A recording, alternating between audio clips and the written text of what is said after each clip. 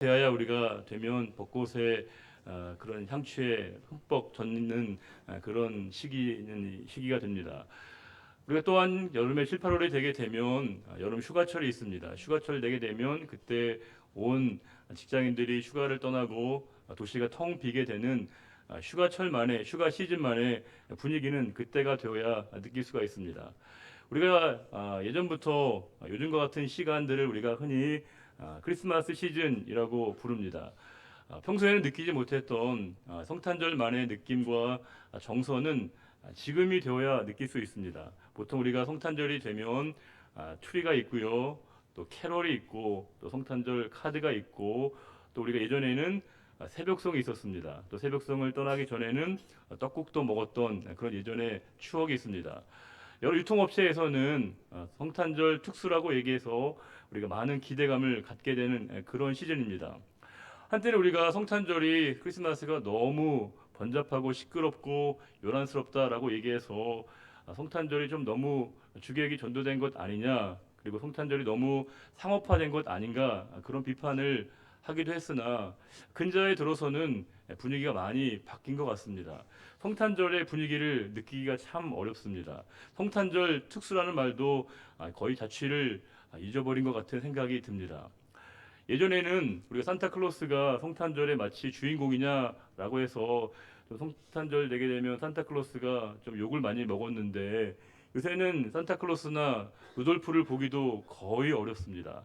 사방에서 이 크리스마스 분위기를 느끼는 게 거의 힘들어지고 있습니다. 사람들의 마음이 다치는 것 같고요. 또 지갑마저 다치는 것 같아서 보통 이 시즌이 되게 되면 성탄절의 이 온기가 추위를 녹인다는 말을 우리가 종종 사용하곤 했는데, 이제는 그런 말조차 굉장히 생경해지는 지금 시간이 되었습니다. 성탄절은 해마다 돌아오게 되는데 성탄절을 맞는 우리의 마음과 느낌은 예전과는 동일하지는 않는 것 같습니다. 보통 우리가 성탄의 색깔을 비유할 때 성탄에도 색깔과 빛깔이 있다면 그 색깔과 빛깔이 점점 옅어져 가는 것은 아닌가. 성탄에게 만약에 색깔과 빛이 있다면, 성탄절에 빛과 색깔이 있다면 그 빛이 점점 엷어져 가는 것은 아닐까, 그런 안타까움이 있습니다. 우리가 아날로그식으로 비유해 보게 되면 우리가 이제 그 예전에 늘어난 테이프 속에 흘러나오는 음악을 계속 듣는 것 같은 그런 느낌을 갖게 하는 것이 요새 우리가 성탄절을 맞는 우리의 느낌이지 않을까 싶습니다. 물론 사람들이 없는 건 아닙니다. 길거리에 사람들은 있습니다. 사람들은 바삐 어딘가로 달려가고 있습니다. 많은 사람들이 열심히 발걸음을 하고 있는 그때 그런 질문을 한번 해봤습니다. 과연 저분들은 어디를 향해 가고 있는 것인가? 과연 무엇이 저분들을 저렇게 이끌고 가고 있는 것인가? 무엇이 우리의 삶을 저렇게 끌고 가고 있는 것인가? 라는 생각을 해보게 되었습니다. 그러면서 혹시 우리에게 이 성탄과 크리스마스가 점점 우리에게 하나의 추억 속으로 사라져가는 것은 아닌가라고 하는 상념에 젖어들면서 오늘 말씀을 준비해 보게 되었습니다. 오늘 본문의 말씀 속에는 22절에 이런 말씀이 있습니다. 모세의 법대로 정결 예식이 참에 아기를 데리고 예루살렘에 올라갔다는 그런 내용입니다. 오늘 말씀의 역사적인 맥락은 바로 예수님이 태어났던 그 시간, 그 장소에서 벌어진 사건이었습니다. 한 가정에 한 아이가 태어나게 되었습니다. 산의 아이가 태어났습니다. 산의 아이가 태어나게 되면 40일이 지나게 되면요, 그 아이의 산모가 정결 예식을 행하는 것이 당시 레위기의 규례였습니다. 모든 아이들에게 적용되는 일이었기에 이 아이도 예외 없이 이제 그 정결 예식을 지키기 위해서 예루살렘으로 이 아이의 부모가 올라가고 있는 중이었습니다. 사실 이 사건 속에서, 이 내용 속에서 이제 이 부모는 당연히 그들이 해야 될 그 본분을 지키면서 행하면서 올라가고 있는 중이었습니다. 게다가 이제 악이라고 표현되어 있는데 원래 원문에는 악이가 아니라 그라고 하는 단어로 표현되어 있습니다. 보다도 우리가 친절하게 말씀을 알 수 있도록 악이라는 단어로 표현되어 있습니다. 악이 이제 굉장히 어린 아이의 이야기입니다. 그런데 우리가 이 아이의 이야기를 보려면 이 아이 속에서 등장하고 있는 이 이야기는 우리가 알고 있는 동방박사의 이야기보다도 앞선 이야기라는 걸 알 수 있습니다. 왜냐하면 동방박사가 헤롯 대왕에게 아이가 태어나고 그 아이가 바로 메시아가 될 것이다라고 하는 그 소식을 이 동방박사가 헤롯에게 알려주어졌을 때 헤롯이 그 소식을 듣고 2살 아이의 모든 2살 이하의 모든 아이를 다 죽이라는 끔찍한 명령을 내린 말씀을 우리가 생각해 보게 되면 오늘 말씀의 내용들은 동방박사의 사건보다도 그 이전에 예수님을 만났던 한 사람의 이야기라고 하는 것을 알 수 있습니다. 그 부모는 이제 정결 예식을 이제 드리기 위해서 예루살렘에 올라가고 있었습니다. 여기 보시게 되면 주의 율법에 쓴바 첫 해에 처음 난 남자마다 주의 거룩한 자라 하리라. 즉 장자가 태어나면 성전 5세겔에 이제 그 장자세를 바치게 되었습니다. 오늘 우리나라로 얘기하면 하나의 출생 신고와도 같은 의미였습니다. 그리고 이제 그 아기를 주께 드렸다라고 되어 있는데 그 아이를 주께 드리기 위해서 절차를 밟는데요. 24절에 이렇게 되어 있습니다. 또 주의 율법에 말씀하신 대로 산비둘기 한 쌍이나 혹은 어린 집비둘기 둘로 제사하려 함이라. 즉 이 한 마리의 비둘기는 속죄제로 또 한 마리의 이 비둘기는 번제로 드리기 위해서 이제 이 아이의 부모가 예루살렘에 올라온 것입니다. 그런데 오늘 본문의 이 상황은 그렇게 특별한 게 아닙니다. 누구나 다 그러해야 되는 것이고요. 산의 아이가 출생하게 되면 언제나 다 이런 일들을 해야 했기 때문에 별다른 상황은 아니고요. 아직까지는 아무런 일도 일어나지 않은 겁니다. One of them입니다. 누구에게나 특별한 일이 아니라 한 아이가 한 가정에 태어났고 그 아이를 이제 하나님께 드리기 위해서 바치기 위해서 종교적이고 신앙적인 절차 가운데 이 아이의 부모가 이 아이를 데리고 아기를 데리고 이제 예루살렘 성전에 올라왔다는 그 상황을 오늘 본문이 이야기해주고 있습니다. 별반 특별한 것 없는 별로 주목할 것 없는 오늘의 본문의 상황 속에서 뜻밖의 25절에 한 사람이 등장하고 있습니다. 25절에 이런 말씀이 있습니다. 읽어볼까요? 예루살렘에 시므온이라는 사람이 있으니 이 사람은 의롭고 경건하여 이스라엘의 위로를 기다리는 자라 성령이 그 위에 계시더라. 시므온이라는 사람이 예루살렘에 있었다라고 되어 있습니다. 여기에 있으니라고 하는 이 말은 이 헬라어 시제로 얘기하면 미완료입니다. 미완료라고 하는 것은 뭐냐면요, 일회적인 행동이 아니라 지속적이고 반복적이고 계속된 행동이었음을 이야기해주고 있습니다. 다른 말로 얘기하면 시므온이라고 하는 사람이 단 한 번도 예루살렘을 떠나지 않고 그곳에서 계속해서 살아왔다는 것을 이야기해주고 있습니다. 별반 주목해볼 일이 없는 이 상황을 오늘 말씀에서 시므온이 예루살렘에서 계속해서 살았다고 말씀하는 그 이유가 무엇이겠습니까? 물론 우리는 보통 자기가 살던 곳을 떠나기를 싫어합니다. 내가 익숙한 곳을 떠나는 걸 굉장히 꺼려합니다. 제가 직접 들은 이야기로 강남의 어떤 지역, 우리도 강남이지만 또 다른 강남에 있던 분들은요, 본인들이 살던 집이 있습니다. 그 집이 있는데요, 그 강만 건너면, 대교만 건너면 너무 좋은 집이 새로 생겨가지고요, 원래 본인들이 살던 집이 30평 정도의 아파트였다가 이제 그 너머에 60평대 아파트 이사 가는 거 얼마나 좋은 일입니까? 얼마나 기쁜 일입니까? 그런데 그 강을 건너면서 울었다는 거예요. 왜냐하면 내가 이곳을 떠나는구나, 내가 이 집을 떠나는구나라고 하는 것을 생각하니까 굉장히 마음이 어려워졌다는 겁니다. 당초에 우리는 이해가 안 되죠. 내가 살던 곳을 떠난다는 게 그만큼 아쉬운 건가라는 생각이 듭니다. 물론 어르신들도 그럽니다. 고향을 떠나서 새로운 곳에 이사하는 것 어려운 일입니다. 쉽지 않습니다. 그러나 오늘 말씀에서는 그 정도의 상황을 말하는 것 같지는 않습니다. 시므온이 예루살렘에 계속해서 있었다는 것은 그가 어떤 목적과 의도를 가지고, 다른 말로 얘기하면 마치 예루살렘을 지키고 있었다라고 하는 의미 정도로 이해가 된 것입니다. 그러면 이 시므온이 왜 계속해서 이 예루살렘에서 살았는가, 그가 그것을 왜 지켰는가라고 하는 것입니다.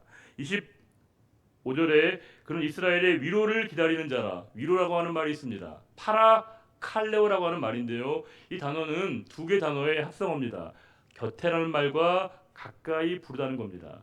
위로가 뭐냐면 가까이서 그를 불러주고 함께하는 것입니다. 위로는 멀리 있는 게 아니고요, 가장 가까이에서 상대방의 마음을 헤아려주는 것입니다. 몸이 함께하는 것이고요, 마음이 함께하는 것이고 영혼이 함께하는 것이 바로 진정한 위로임을 오늘 본문의 말씀은 증거하고 있습니다. 그는 이제 이스라엘의 위로를 기다리고 있는 중이었다고 말씀하고 있습니다. 그러면서 성령이 그 위에 계시더라.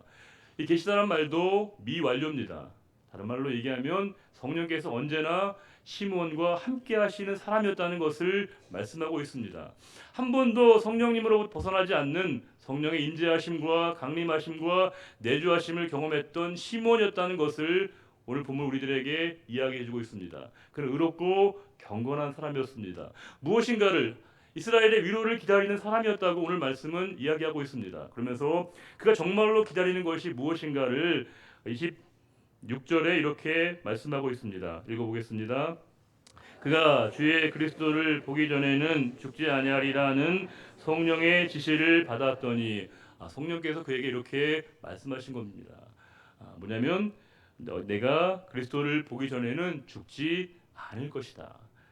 내가 그리스도를 보아야만이 내 사명이 끝나는 것이다라고 말씀하고 있습니다. 이것이 시몬의 유일한 소망과 소원이 되었던 것입니다.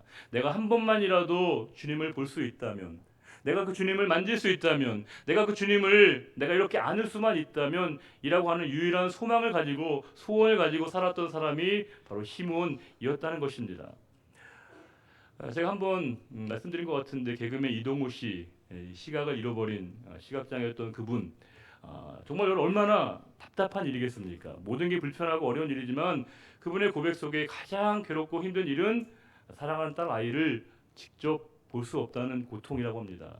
그렇지, 우리가 생각해 보게 되면 사랑하는 자신의 딸 아이를 직접 눈으로 볼 수 없다는 고통이 얼마나 큰 것이겠습니까? 내가 한 번만 이 아이를 볼 수만 있다면, 한 번만 이 아이를 만질 수 있다면 이라고 하는 그 마음이 그분의 진짜 마음인 것이고요. 우리가 그 마음이 읽혀집니다. 제가 예전에 사역하던 곳에서 함께 사역하던 어느 목사님이 계셨는데요. 그 목사님의 아이가 딸아이였는데 공교롭게도 저희 아이와 비슷한 또래 아이였습니다. 그리고 이름도 묘하게 비슷했습니다. 저희 아이 이름은 진유인데 목사님 아이는 유진이었거든요. 근데 이 목사님이 농아이셨습니다. 청각 장애이셨습니다. 소리를 못 듣는 분입니다. 그분이 평소에 늘 밝고 항상 이제 따뜻한 분이신데 그분이 저에게 한번 그런 얘기 하셨습니다. 목사님, 제가 전도사였군요. 전도사님, 제가 우리 유진이가 떠드는 소리를 한번 들었으면 좋겠습니다. 라고 하는 얘기를 하시는 것이었습니다. 우리는 아이가 떠들면 조용히 시키기 일쓰지 않습니까? 조용히 하라고, 얘기하지 말라고. 이렇게 우리가 얘기하는데 그분에게는 그 아이의 목소리를 내가 한 번만 들을 수 있다면 라고 하는 마음을 가졌던 겁니다.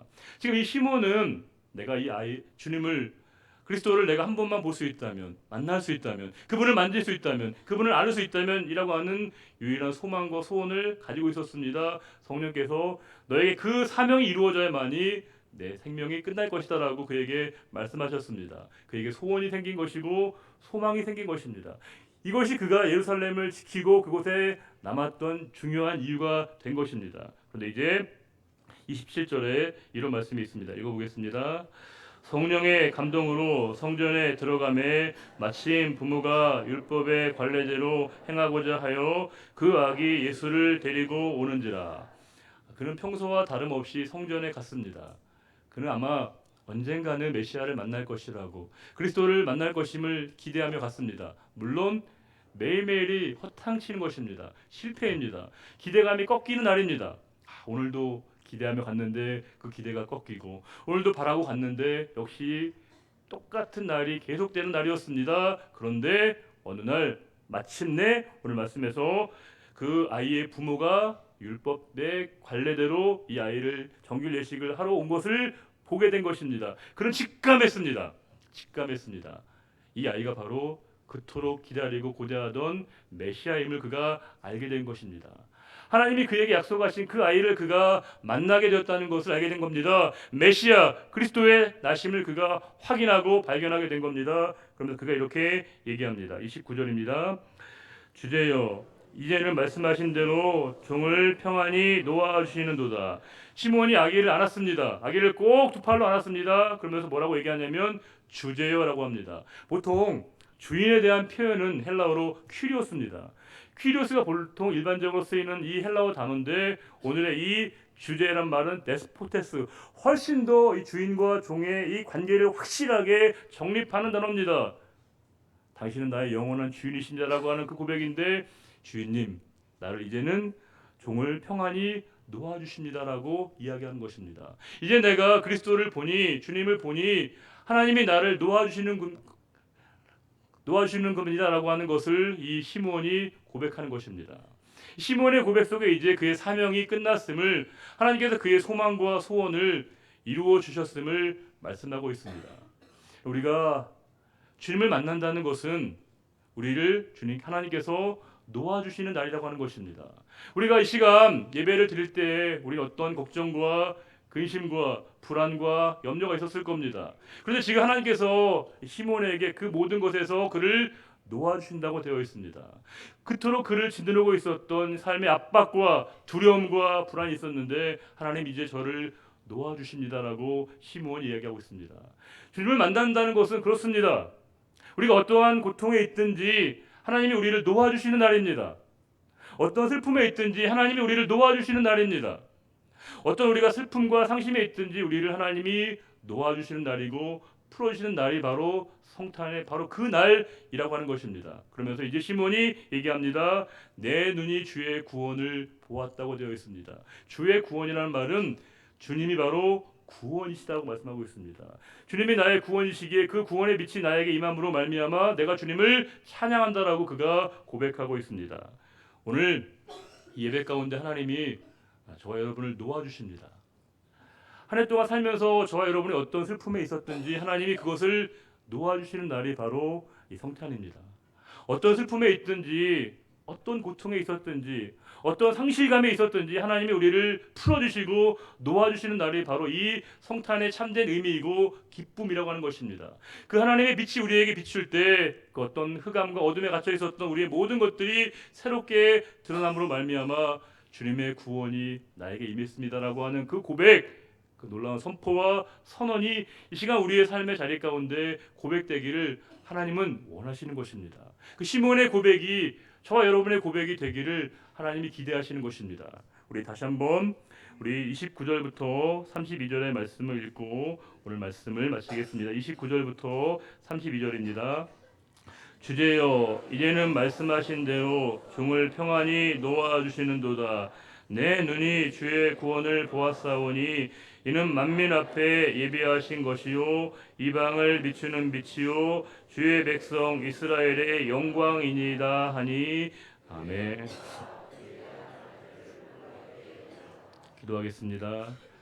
하나님 아버지, 시므온이 평생을 갈망하고 열망했던 그 소원을 주님을 통해서 만나게 하시고 이제 하나님께서 나를 놓아주신다고 고백했던 그 고백이 이 시간 우리의 삶에서 증거되는 시간이 되기를 원합니다. 한 해를 돌아보면서 그 누구에게도 말할 수 없었던 슬픔과 고통과 비통과 아픔 가운데 있었던 모든 분들 이 시간 주님의 은혜 안에서 노임을 얻는 시간이 되기를 원합니다. 풀려지는 시간이 되기를 원합니다. 하나님의 은혜 안에 거하는 시간이 되기를 원하오니 주여 우리의 모든 삶을 풍성하게 하시고 날마다 주의 구원을 우리의 삶에 증거할 수 있는 우리 모두가 되기를 바라며 언제나 저희들과 늘 함께 하시고 다시 오실 우리 주님 예수 그리스도의 이름으로 감사하며 기도드리옵나이다. 아멘. 이제 우리 찬양대에서 준비한 성탄 칸타타가 있겠습니다.